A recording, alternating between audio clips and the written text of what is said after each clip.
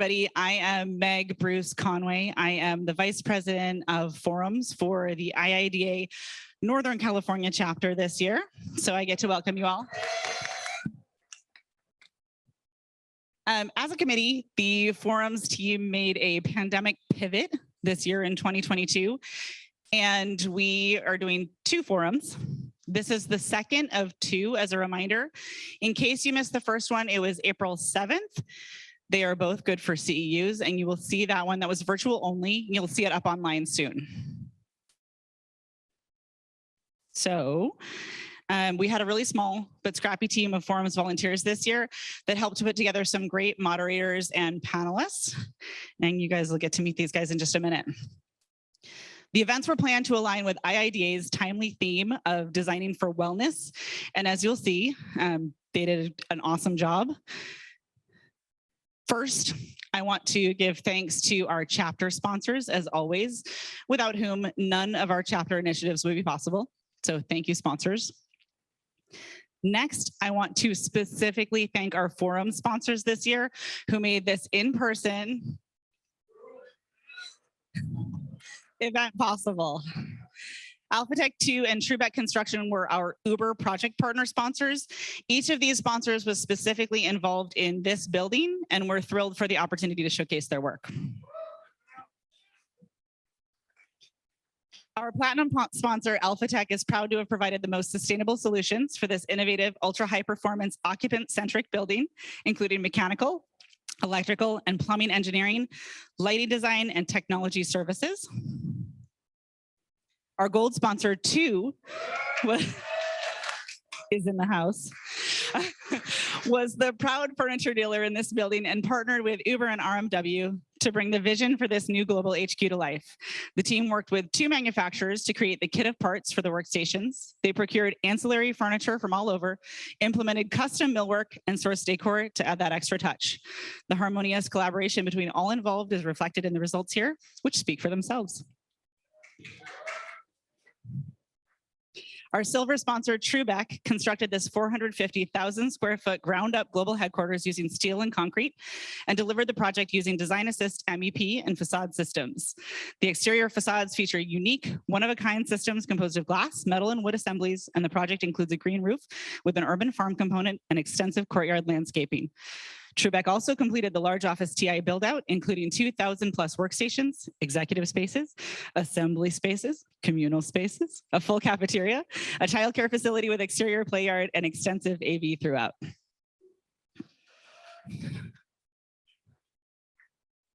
We also want to note that this event is in partnership with the IIDA Climate Action Committee, who we'll hear more from at the end of this conversation. And we need to give a massive thanks to the Uber facilities and events teams for supporting us with this incredible, not to mention LEED V4 Gold and WELL V2 Platinum space.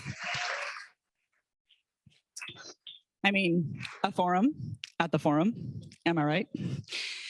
Lastly, we need to thank both Technion and 3Form for their support, with Technion as our beverage sponsor for the evening. I'm sure we can all raise our glasses to that. Now, to kick off this forum specifically, it is my great honor to introduce our moderator for today, a true powerhouse for material transparency, Suzanne Drake. Suzanne's career has focused on commercial interiors, and she specializes in creating healthy environments through healthy materials knowledge dissemination. As an interior designer, she draws on over 2 decades of experience in workplace, healthcare, and lab environments to support client initiatives and sustainability goals. At Perkins & Will, she was instrumental in developing the precautionary list and co-authored 3 installments of the Healthy Environments White Paper. Her book, Eco Soul, Save the Planet and Yourself by Rethinking Your Everyday Habits, was published in 2013, and she currently leads Revel Architecture and Design's Sustainability Initiative. For these reasons and more, we felt she was the perfect moderator and host for our conversation today. So with that, Suzanne, take it away. Thank you, Meg. Can you all hear me okay? Okay.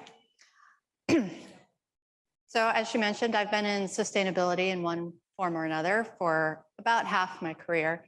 And I have focused mostly on healthy materials and the transparency efforts, because I feel like as an interior designer, that's where my influence lies and where I can impact things.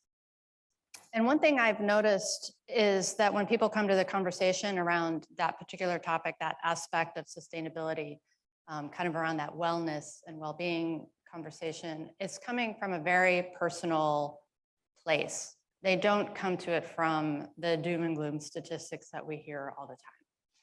And it's a little bit ironic because, as we know, sustainability, or really the lack of it, is a huge global. As I've learned in my deep dives into material ingredients, molecules, particularly synthetic ones, have a way of traveling around the world.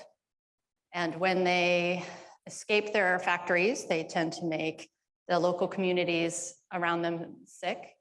They are able to drift on air and water currents deep into the oceans and all around the globe, contaminating people and animals along the way. And as I really absorbed that and understood that mechanism, I started to realize how I, as an interior designer, just doing my job, have become complicit in the problem, the global problem.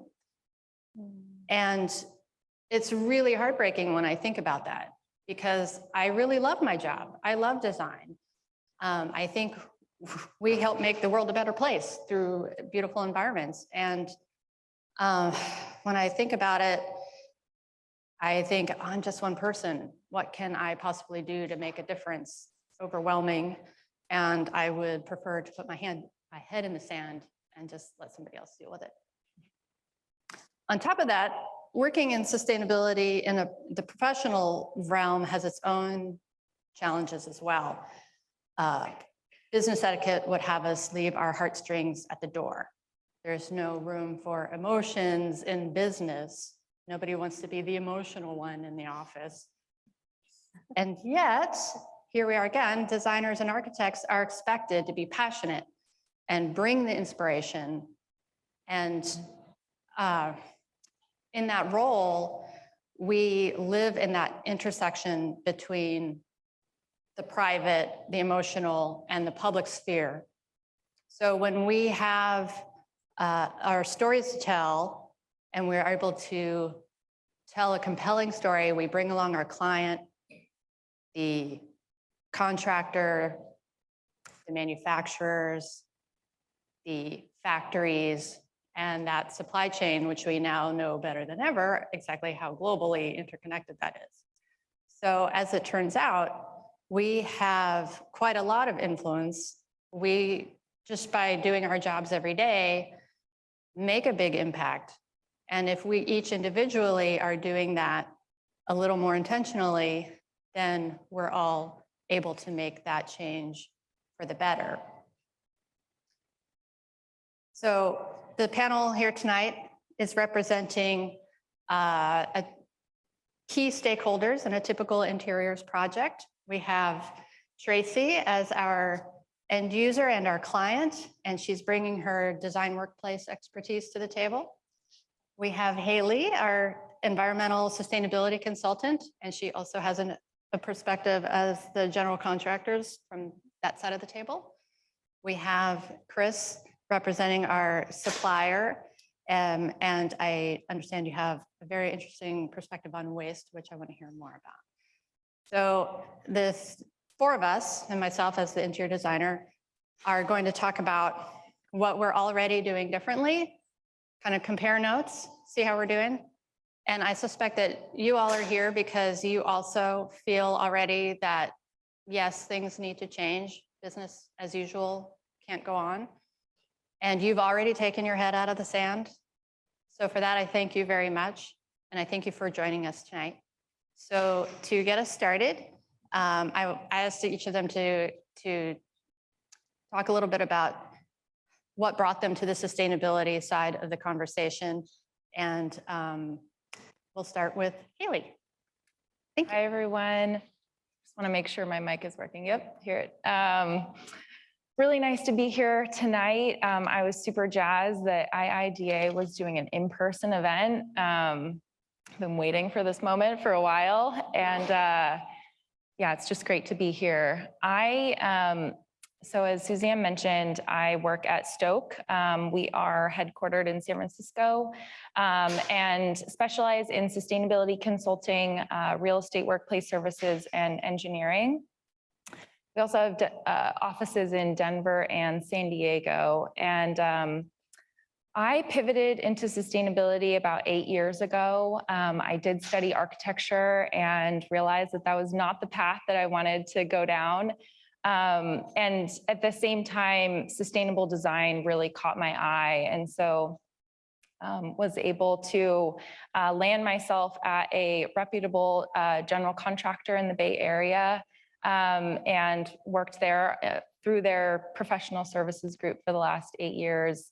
And I'm really excited to be kind of on the other side or at a different point in the real estate lifecycle process as I'm seeing, you know, how sustainability can be better tied in earlier in the project. Okay, Kriss. So I'm Kriss Kokoefer, and I am the 4th owner of Chesterfield, which has been in the East Bay for 100 years. I've had it now for 10 years. And what we do is we reupholster furniture for corporate. So we do contract furniture. And that is my background. And to answer the question, it's kind of fun because it feels like a little, I knew this was going to happen. Anyhow, so IIDA was so influential in my career. And I think I started with IIDA when I got into the furniture business about 23 years ago. And the first time that I heard about human health and sustainability was at an IIDA forum. And it was Jan Stensland. I don't know if anybody here knows who she is, but she did an informational session, and she talked about 2 products that, you know, something, it had just never occurred to me that Windex and air freshener were horrible for you, right? And it blew my mind. And that was just the beginning. And I have to give another story as well, which is I was also an A&D market manager for a while. And when I was being trained for how to give lunch and learns, we used to take, and I worked for a major manufacturer, so we had a ton of product. Every single brochure was put on the conference table at the design firm. It was like a huge stack. And then there was other like tchotchke stuff. And I swear to God, maybe some of that went to the designer's table, but I watched it get left on the table and went probably right into the trash can. So that also was my those 2 things were really just got to my core from that long ago. I also remember, I have to say one more thing. I also remember when I asked a friend who was a designer at Gensler, I said, what does sustainability mean? I keep hearing that word. I'll pass it along to you. I'm not answering that question, just FYI. Well, welcome. We're so happy to host all of you. It's really fun to have in-person events where we've been super busy with just a volunteer phase of our back to office. And so your being here really marks a new chapter in what, you know, new normal sort of looks like. So thanks. As mentioned, I am the head of workplace and real estate for the Bay Area for Uber. I came to Uber from a design background, and I started here as workplace design. And so at that time, we were sort of just keeping up with the crazy amount of growth we were having, which meant, you know, some really insane things. I think my first challenge was Wayfair is not a sustainable furniture option. And that was like a global fight, not kidding. And so it was really fun to get to understand, like, what does a standard mean? How does it influence the way that we build globally? What does it mean to have a healthy, wellness program? We sort of tuck sustainability under wellness in general, because I think it's a bigger conversation. And so, so yeah, it's been a really fun ride going from design side to workplace side, and now I run and manage the whole Bay Area, so that's Sunnyvale as well. So I have this amazing 360-degree view, and I think now more than ever in COVID times and climate change, it's not a nice to have, it's a must, and it's very important. So yeah. Yes. That's my story. Thank you guys for sharing, and thanks for introducing yourselves. And Tracie, I guess I want to just start the conversation off with you as our client and our end user. Projects generally start with you guys, and I was hoping you could kind of tell us about how you and your team approach the Mission Bay project. I know you guys have a big focus on health and wellness, and maybe a little bit about, you kind of touched on it just a little bit, of how you kind of got to that point where that became a building. Yeah, sure. So as I mentioned, this has been the longest project, I feel like. So we started, just for a little history, the building that you're in and the one that's connected to it are ground up construction that we own. And that project was started, I don't know, 7 years ago, a really long time ago. And we were in an expansion phase where growth was just insane. And so we are in a partnership with ARE and the Warriors for the 2 buildings that flank the Coliseum. So total campus is about 1 million square feet, 4 buildings, 2 project teams. And so it was really a challenge at that point. Cornshell was going and TI hadn't started, to really stop and consider, what is the employee experience? What are we going to deliver in this campus that we didn't achieve globally because we were running so fast? I mean, literally it was like carpet and paint and go. In fact, here's a funny story. We have this old seating philosophy called pool seating, because Uber Pool, where we literally would just scoot people down a desk and shove one in and call that like shared seating.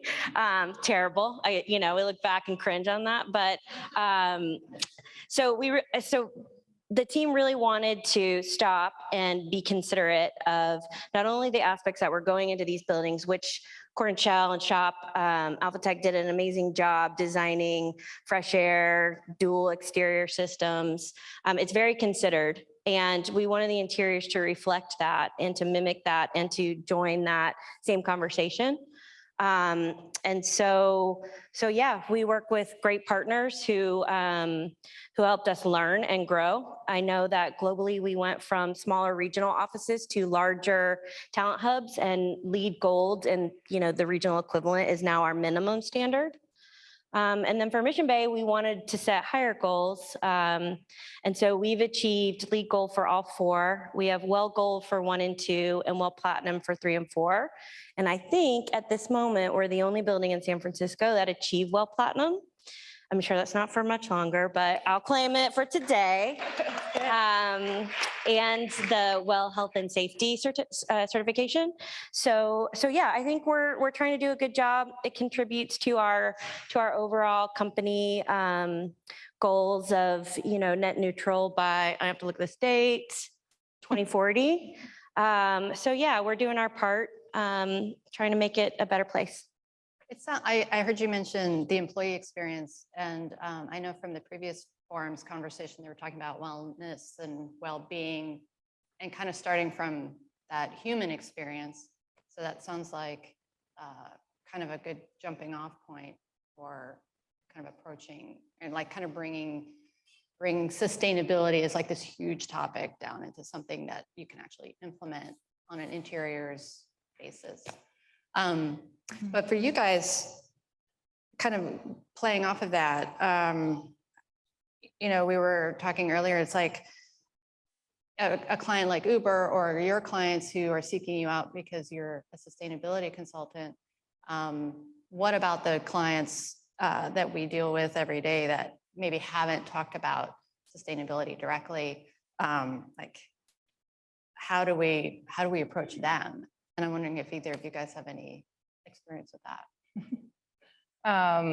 That's a great question. And I think it's, often the clients that come to us are They know they want sustainability, and they either know exactly, like all the things about it and what they, the goals. And sometimes they come to us and they just know that they want sustainability, and really that's where our role comes in, and crafting that that vision for them and identifying the goals and what it would take to get there. I have learned that being in sustainability, not everyone thinks the same way that I do and has the same priorities as me. And so, at a certain point, I have to just accept that and, work with people that inspire me, and, go to conferences and events like this. Because I think really sometimes it's the smaller conversations that can spark people's, like for you, Kriss, like it's those little moments that can mean a lot in the long run and shift your perspective. It's just perfect for what I have to say. So with reupholstery, what's neat about it is it's low hanging fruit. It's something pretty easy to take on. And it's also great because it's so easy to talk about. It's so tangible.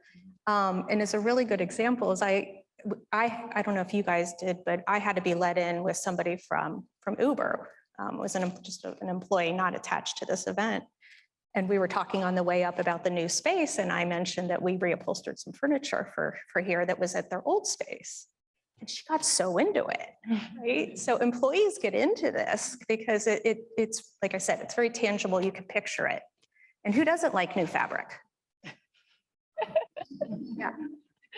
So I don't know if this is, I'll interject now. I don't know if this is exactly part of your question, but as far as what I'm asking, I'm kind of pushing a boulder up a hill with the people that I usually have really become my friends, because I've been in this industry for 25 years, and we've all been pushing new furniture for a very long time. In fact, we push furniture so much that we don't even have in our vernacular that one of the things that you could suggest to your client is to reuse some of their furniture. And I also know very much that we have a vision, and we like our vision, and we have an idea of how we want to design it and pick products for it. So what I'm doing right now with my boulder is I'm just doing a small ask. My small ask is if designers and architects, end users, facilities managers, and even furniture dealers, to reuse 10 to 20% of their soft seating when they move. It's not that big. It's not big. You can pick a few sofas and a few lounge chairs and make it happen. And once you get anything like that started, you do it once, and then it becomes part of what you can talk to your customer about or your client about every time. But right now, it just needs, that seed needs to be planted. Well, I love what you said about also having the one-on-one conversations, because you basically meet people where they are. And, some folks are ready to take on a big project and, go to the highest goal possible. And some are just like, not so sure. Yeah. So I feel like trying to convince people or clients to do something that they're not ready to do is probably not going to be successful in the long run. So kind of meeting people where they are and Not making a big ask. yeah, you go as far as you can, and that's probably further than they might have gone by themselves. Yeah. So that seems like a good start. So now that our project is defined and we are ready to kick off, the design team is together. Halie, I know we're familiar with the strategy of getting the design team and everybody together as early as possible to establish those sustainability goals as early as possible.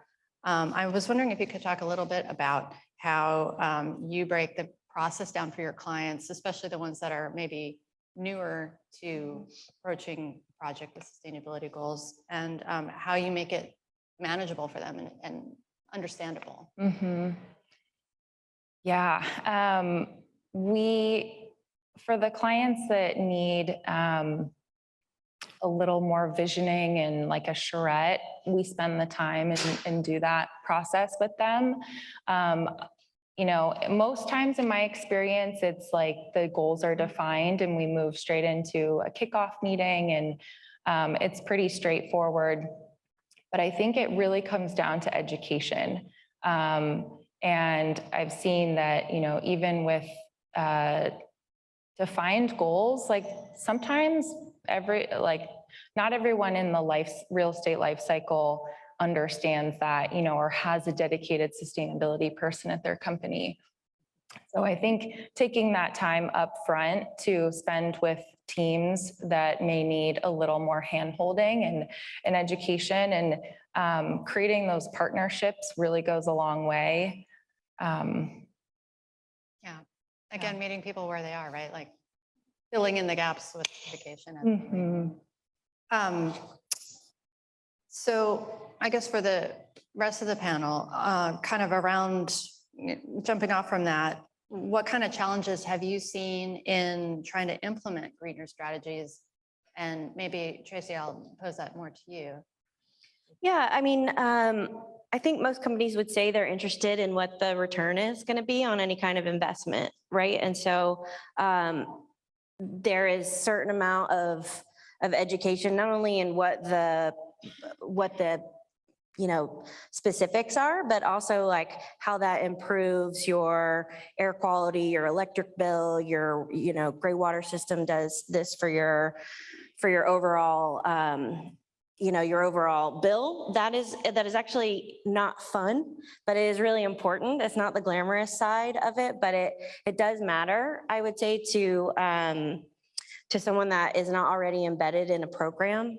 It's lucky because there are so many programs that do outline right now, and that information is already built in. So when you commit to say something like, well, you already know what you're going to have to, implement and why, and there's benchmarks to say, here's benefit of it outside of, outside of just cost, because, that is always a factor, especially when you get in CA and everything blows up anyway.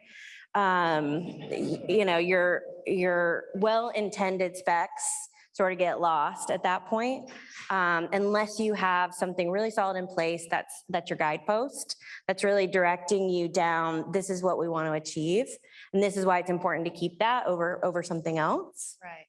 So actually that kind of ties into your goal setting, like if we are able to write into our furniture specs that 10% will be reused, and we've identified these pieces during the actual production of that, maybe they have to change which pieces it is, but it's embedded. So at least it still happens. Right. Yeah. I would say too, understanding the way that it's going to affect, like, once that first day of business happens. So for instance, Well dictates your food program. It dictates no Coke, which let me tell you, I had a petition about Coke in the break rooms. So, it's also about educating your employees and on why there's no Coke in the break room, and why, there's a certain distance to natural light and whatever else. I think there's a lot of benefits, and people are really interested in that. I know that Well has like some signage components, especially around the food area, but I was wondering if Uber, this just occurred to me, has any sort of display or way of communicating some of that, like doing education to the employees? Yeah, good question. So no, not yet, but yes, we're working on it. I think COVID sort of blew up. And so this project was finished in 2021, and it's been sitting, waiting to be used. We only have 2 of the buildings open right now. And so, yes, I think it's really important to tell that story in a narrative way, and not just like, this is why you can't have, Snickers bar or whatever you want, which I tell that story a lot too. So yes, we are working on that. We're always looking for innovative ways to not just be so policy driven, because that's what comes with that too. And I feel like, especially these 2 buildings, people are living and breathing that, with the operable windows, there's natural air that comes in. And so it's an easy story to tell. Mm-hmm. Is there any kind of repeating argument that any of you have heard, maybe either a really interesting one or one that you've heard more than once, against doing sustainable design on a project? I hope not. Sorry. It's always cost. Yeah. It's always cost, yeah. But I like to always say you don't have to pay, just get into frame of mind, right? And you don't have to pay to do lead, but you could be lead-like. You can read about what lead suggests, and then you can follow as many of those as you can. Yeah, we actually have a lot of clients that will be like, well, we don't want to get certified, but we want to follow, XYZ benchmarks. Yeah, to the cost argument, I'm like, well, you can build really expensive conventional buildings, and you can build economical ones, and we can do that with any goal. So why not give it a try? I guess is one way we've done it. So back to Kriss again, one complaint that I've been hearing, or I've heard in the recent past from manufacturers, specifically, I don't know how familiar everybody is with the living product challenge, the living product challenge coming out of the living building challenge, and the LP50, which are the big 50 manufacturers that kind of are behind have really gotten behind that. And they asked a group of sustainability-minded designers at a conference, essentially, where are the specs? Like, you've asked us to do these transparency documents and make these products less toxic. Where are the specs? We're not seeing them. And I know that there's real resources and costs associated with, creating those documentations and creating those product lines. And I can see that, I mean, just from that conversation, that it hasn't always resulted in like the business investment that they want to see the sales. And I'm just wondering if you can speak a little bit to the challenges that, kind of related to that in getting on to projects and staying on. And I think that this is kind of a tag on to what we were talking about before, about like, everybody has these great intentions, but it's like, how do we like make it stick? Make those specs stick? Oh, that's a very good question. I'm not really in that world anymore. Yeah. So I'm not sure I'm the right person to answer that. Well, I do know when I used to work for a manufacturer, yeah, it's a hard thing. Well, I can go back like 20 years when we were just starting this whole environmental thing, and LEED was coming out, and the manufacturer that I worked with wasn't on the West Coast, so they weren't hearing the same chatter that I was representing their company. And it just, some things just take a while. A lot of things start on the West Coast in this realm and move over. I have my own experience when I was a manufacturer's rep, that and when you're a manufacturer's rep, I had 8 lines at the time, and they were all really good quality products. But I was being asked by a certain very big tech company in the Bay Area to get material data sheets or the red list, right? So I was doing that. And so as a manufacturer's rep, I worked really hard on helping. And then all my manufacturers who hadn't done this before were also doing it, right? So to answer your question. And then we got the RFP and we saw everybody's products on it. And the products that we had just put through the ringer to get this information on weren't even on it. West Elm was on it. Wayfair wasn't around at the time. But I think that's answering your question, but that's also that's probably 15 years ago, but that's the closest story I have. Yeah, no, and I agree. I think that still probably happens, and maybe you can help us out a little bit, because I feel like that is a hurdle. It's like we all have the best intentions and Right. in our design. And we're jumping through hoops, and then if it's not actually, Yeah, it's like, how do you make it stick? how do you make it stick? Especially when you're under the time constraint and the budget constraints of actual construction. Yeah. I've definitely had conversations when I was at my last firm in the GC world where, we were talking to manufacturers about, do you have another environmental product declaration coming out, or a health product declaration that outlines the material ingredients? And yeah, they were asking those tough questions, like, why am I not seeing, the return? And I think it's tough. I think buying power, like the big tech clients like Uber do have a lot of buying power, and by them, setting the standards and creating a sustainability standard for their projects can go a long way. A long way. And I mean, and also at my last firm, Suzanne and I got together, and she actually ran some like sheet notes by us just to see, like, hey, these are like our aspirations for sustainability. Like, is this going to fly by the time it gets to you in construction? And so I think partnership is super important.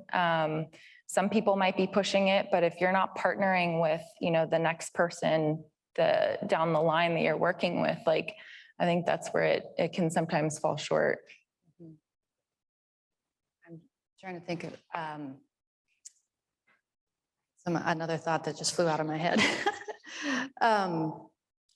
So I guess in terms of like, how do we get our projects actually built the way that we design them? And there's always things that change at the last minute, but I think if we start with things that aren't that far different, like they're not completely foreign. So if you're just looking at like flooring materials and you're just making a switch from maybe the building standard used to be VCT, and can we introduce something that's not vinyl based, for example, and maybe these kind of product changes that fulfill the function and work in the design aesthetic, and we don't even have to make a big deal about it. It's like we're picking that because it's right for the project and not because it's a sustainable product. I know that's some kind of flying under the radar in that regard. Bringing sustainability to projects is one way I've done it. Just like, if we're not making a big deal about it, and it's within budget and it's everything else, then it just happens, and it's not a big deal. I have a question for you. After you were with those manufacturers, was it multiple manufacturers that there were 50 of you? Oh yeah, the LP50, yeah. Yeah, so at that, what were some of the answers from the designers in the room? Well, I think it was interesting because that was in a conference setting. So there was basically roundtable discussions. And so different groups would get together and talk about it. And you had different design firms of all sizes. So you had big, multinational global architecture firms, and much smaller interiors and architectures and everything in between. And a lot of it was very similar. I think everybody was realizing, we're like, yes, we do have the best intentions, but we don't know how to get over that barrier of, we just did this great design and now it's out of our hands. And I think, there's a lot of reasons why that happens, especially maybe on bigger projects. There's, and maybe it's just the way a firm operates, where there's a design team and then there's a construction team. And so the person who's reviewing submittals is not the same as the designer. And so they don't realize that there was an intention there, and it's not okay to just, swap something out. Like, that's just one example, but always cost comes into play, and sometimes availability was an issue too. And you're like, well, we're in this moment, and we have to do what we can do. And if it's not available, it's not available. We didn't win that one. Mm-hmm. But there's so many other, like, if you don't try, then you don't win any of them. So I feel like it's worth the effort. Oh, thank you. I think we have, anyway, the next question. Of all the sustainability challenges that are facing us, reducing carbon, selecting healthier materials, reducing waste,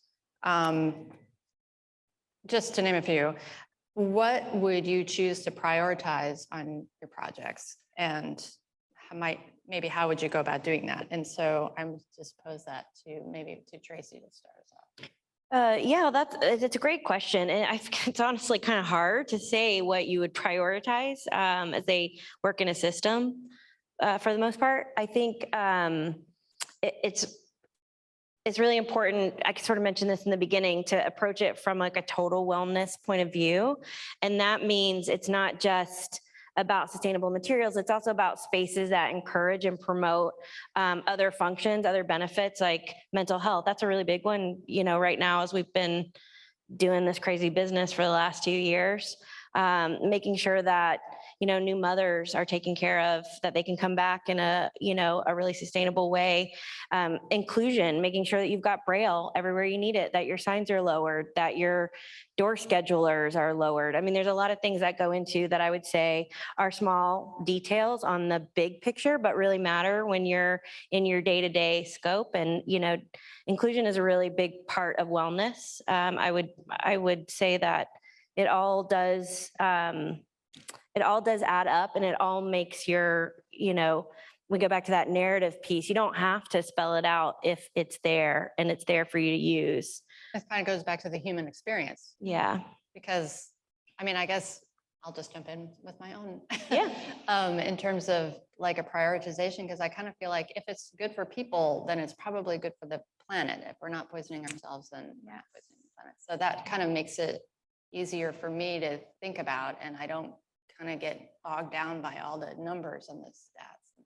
You had a really good example earlier that we don't think about ADA anymore. It is there. You know, you need a ramp. You know what I mean? And you don't really opt into it anymore. It's part of the normal vernacular. And I think the more that we approach sustainability and even other wellness spaces in the same way, that organically happens without having to say, here's a plaque on why this is, you know, like this, truthfully. So I think that would be like a really good goal, is to make it so seamless that it's part of the fabric of your day-to-day experience. Speaking of people and planet, something that we decided to do that helps us with benchmarks is we became a B Corp recently. Anybody's familiar with that? Yep. And thank you.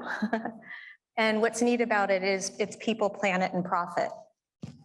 So what they believe is that you can be a profitable business and still care about people and still care about the planet. And what's neat is, as a company, it gives you a benchmark to meet or go above, both for your community and your employees too.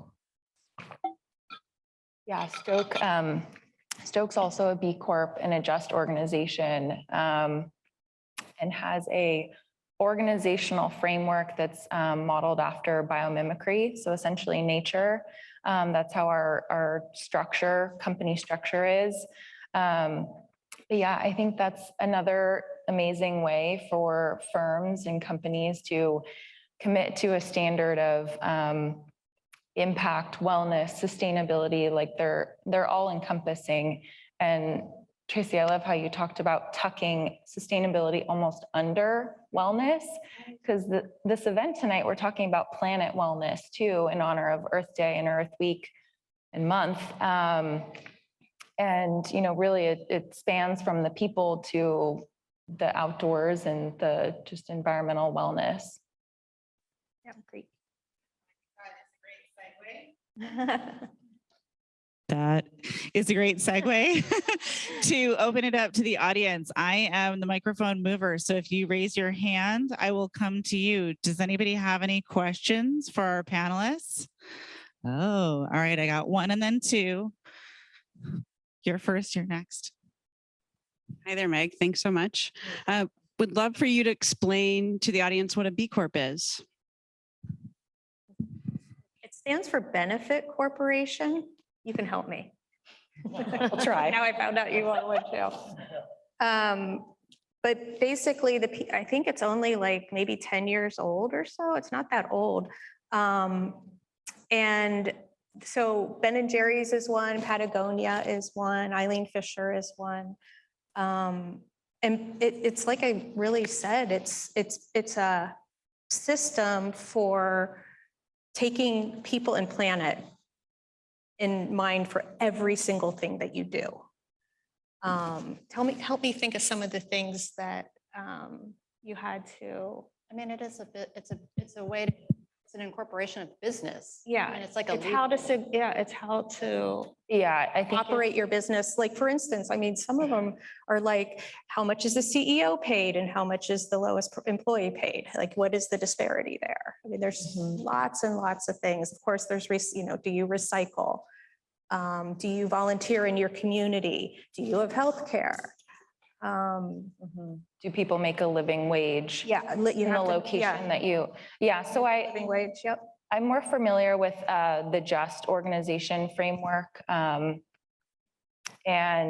I think it is very similar to B Corp, but it really gets at impact and, you know, looks at the governance structure and, yeah, like you said, what are you doing as far as It's a very stewardship? arduous process. It took us 2 years.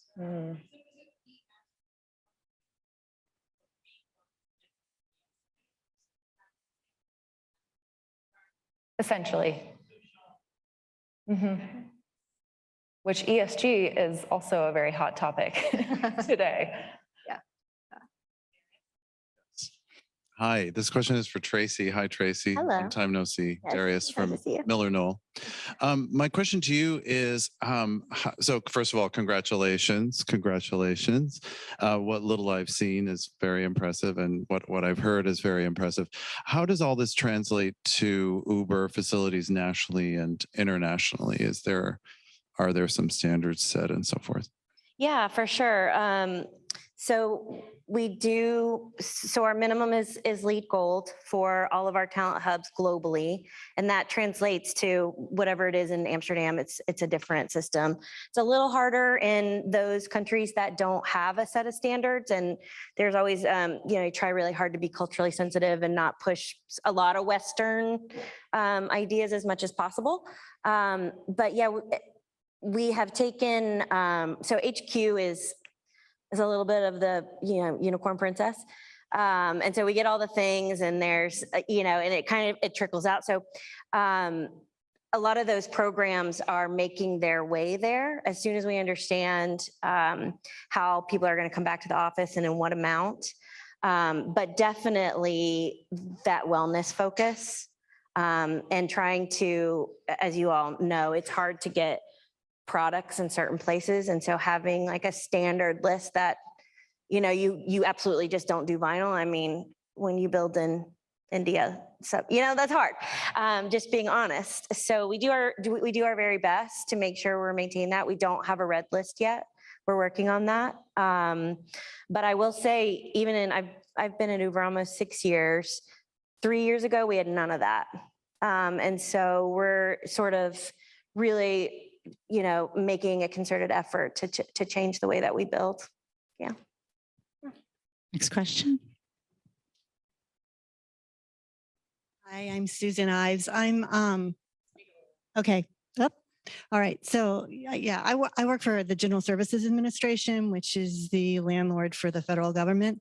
And we're doing a lot of trying to figure out what the workplace is going to be like. We are collecting data on our own employees and, we have customer agencies. I was just wondering what Uber is doing. I do have, as someone that's more experienced, I can look back and see that, being, physically around people, you sometimes learn more, and also it helps your career to be seen.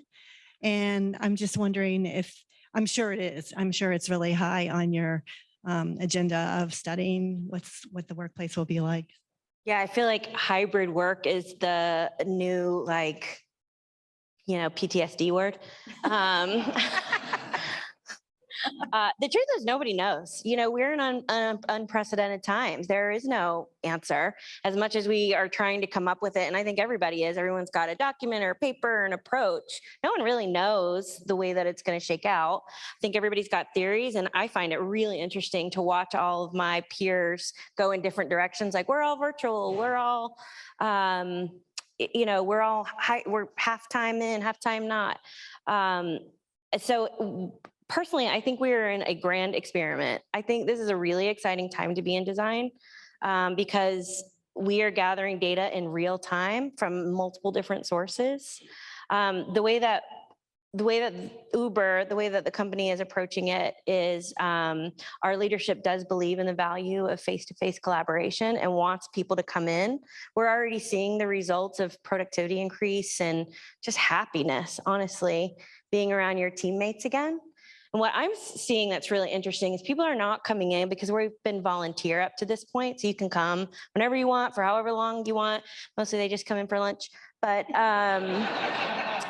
people are coming in not to sit at a desk and work. I mean, there are some folks that do that, but mostly we are overwhelmed with events, on-sites, summits, team happy hours. Our poor events team is literally like exploding in a way that we did not have pre-pandemic. We don't even have enough space. Like we're throwing parties out in the parking lot just because, we're trying not to say no. We're in this like FOMO phase of getting people back in the office. So yeah, I think, we're learning like everybody else. And that is what we try to keep telling our employees who want that pre-pandemic experience, except in this new hybrid work environment, which, that doesn't really work. When you plan for 100% of people on one day, that's really a challenge. So good luck to you.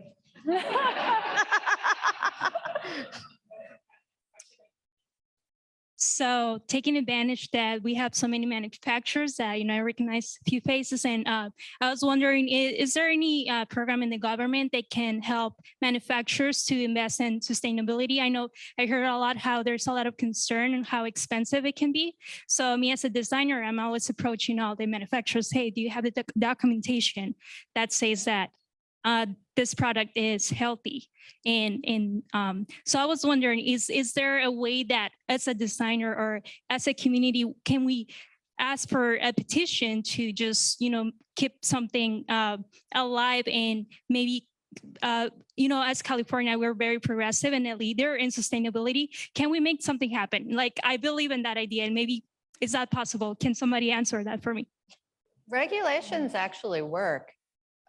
They tend to happen way after the fact, but they do work. And an example I'm thinking of is, now I'm not going to remember the exact chemical. It's a chemical that was banned in California. I want to say it was PBDE. So Flame retardant. Flame retardant. Thank you. And it was banned like 10 or 12 years ago. At the time, there were studies done. It was showing up in everybody's blood, like every sample, every person had it in their system.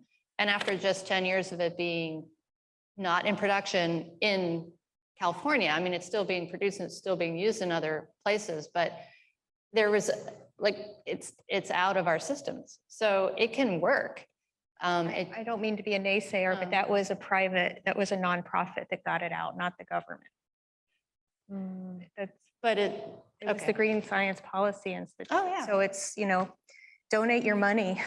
Well, that's so the companies like I'm going to say, but I mean, because I want to the lobbyists highlight that. Yes, the lobbyists for the chemical industry kept wanting to keep that. Yeah, but I know in 2017 there were finally the TB 117. But it does work eventually. Yes. Finally happened, so it's official. But the fact that, I mean, it showed a result.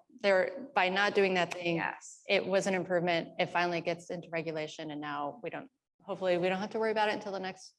The problem with regulations is that they can be reversed or changed, and if it's so chemical specific, then it could be a different chemical. So we try to look at classes instead of specific chemicals, blah blah blah. But the point of that was that regulations can work. Yeah. So if you have an idea, just be ready to stick with it for a really long time because it's hard to get them through. But when they do, they're effective.